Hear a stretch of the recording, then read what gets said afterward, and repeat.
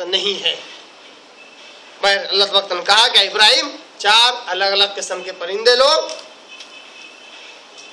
فَصُرْهُنَّ إِلَيْكَ انہیں اپنی طرف مانوس کرو، وَقَطِّعْهُنَّ پھر انہیں ذبح کر دو اور ان کے الگ الگ ٹکڑے کر دو، ٹکڑے کر دو ان پرندوں کے، ثُمَّ اجْعَلْ عَلَى كُلِّ جَبَلٍ پھر ہر پہاڑ پر انہیں رکھو، مِنْهُنَّ جُزْءًا ان کے اندر کے اجزاء، ان پرندوں کے ٹکڑوں میں کے اجزاء الگ الگ پہاڑوں پر رکھ دو، ثُمَّ ادْعُهُنَّ پھر انہیں بلاؤ، آواز دو۔ جیسے ہی ابراہیم علیہ السلام نے آواز دی، یأتینک سعیا، اللہ نے کہا وہ تمہاری طرف دوڑے ہوئے آئیں گے۔ دوڑے ہوئے سے مراد جیسے ابراہیم علیہ السلام نے آواز دی ان پرندوں کو جو ٹکڑے کر چکے تھے، جیسے ابراہیم علیہ السلام نے آواز دی دور سے، تو وہ ابراہیم علیہ السلام کے آگے سارے پرندے آپس میں، پرندوں کے جو اجزاء ہیں وہ آپس میں جڑنے لگے، جس کا جو جز تھا، جس کا جو پارٹ تھا وہ اسی جگہ گیا۔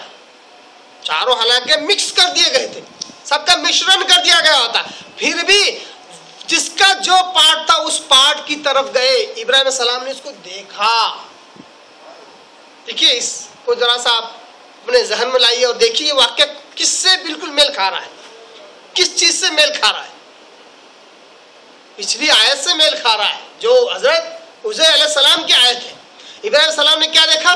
ہر ایک پرندے کا جز آپس میں مل رہا ہے، یہاں تک کہ گوشت پوشت اس پر چڑھ گیا، پرندہ بن گیا، اس میں جان آ گئی اور اسی پہاڑ سے اڑتا ہوا ابراہیم علیہ السلام کے پاس زندہ ہو کر آیا،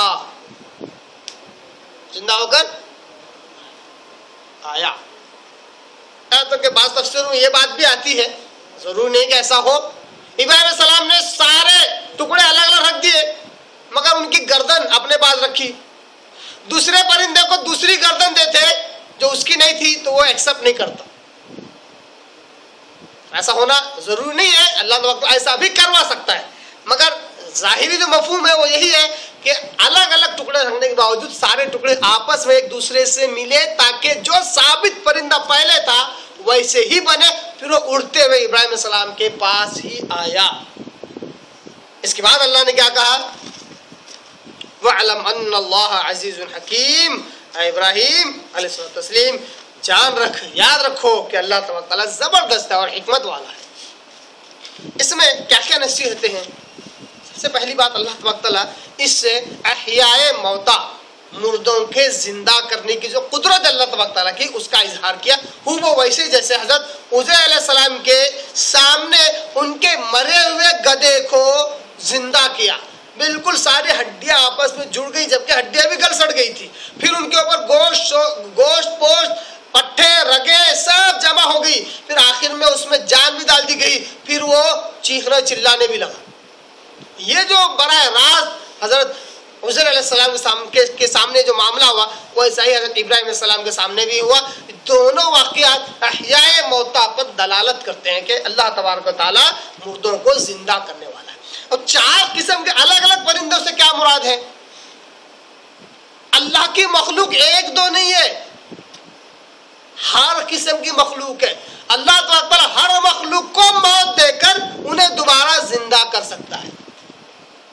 انسانوں میں بھی الگ الگ قسم کے انسان ہیں، کوئی کالا ہے تو کوئی گورا ہے تو کوئی لمبا ہے تو کوئی چھوٹا ہے، ہر قسم کی ذہنیت رکھنے والے لوگ ہیں۔ ان سب کو موت آئے گی، اگر یہ پوری طرح گل سڑ جائے تب بھی اللہ تبارک تعالیٰ انہیں دوبارہ زندہ کرنے والا ہے۔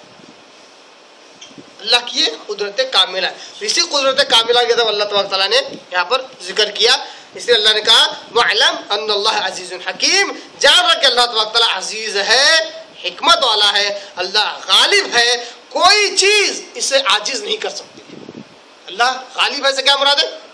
کوئی چیز اللہ تبارک تعالیٰ کو عاجز نہیں کر سکتی، جس کام کو وہ چاہے بے روک ہو جاتا ہے۔ اللہ تبارک تعالیٰ کوئی کام کرنا چاہے کوئی روک نہیں ہے اس میں، ہر چیز اس کے قبضے میں ہے، وہ اپنے اقوال اور افعال میں حکیم ہے، حکمت والا، جو کام وہ کرتا ہے ہر ایک کے پیچھے حکمت ہوتی ہے اللہ تبارک و تعالیٰ کی۔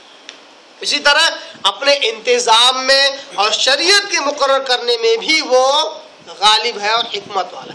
شریعت کا کون سا مسئلہ کس قسم کا رکھا جائے وہ غالب بھی ہے اس معاملے میں اور حکمت والا بھی ہے. بہت آگے پیچھے ہر اینگل سے جو چیز پرفیکٹ ہوتی ہے اللہ تبارک تعالیٰ وہی چیز اپنے بندوں کے لیے رکھتا ہے. تو شریعت سازی صرف اور صرف اللہ کا حق ہے. یہ حق کسی اور انسان کو نہیں ہے. اللہ نے یہ حق اپنے پاس رکھا اور اس میں وہ بڑا حکیم ہے. یہ تھا سورہ بقرہ کی آیت نمبر 260 جس کا معنی مفہوم جس کا خلاصہ.